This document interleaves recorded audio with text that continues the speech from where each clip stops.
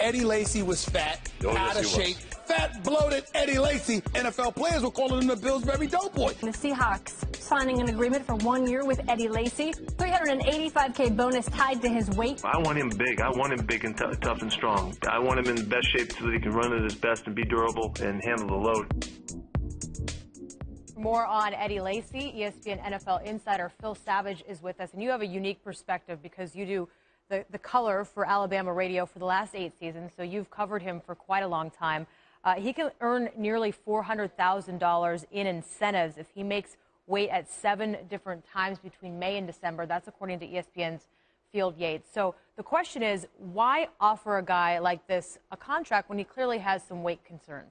Well, Pete Carroll and the Seattle Seahawks are going to bet on the talent that Eddie Lacy brings to the table. And going back over those last 8 years, I mean, Alabama's had a lineage of running backs from Trent Richardson and T.J. Yeldon, of course, Mark Ingram. Eddie Lacy was part of that package, Derrick Henry. There are people within that program that have thought he was the most talented of all of those runners. And it's interesting, Pete Carroll and the Seahawks were at the Alabama Pro Day last Wednesday.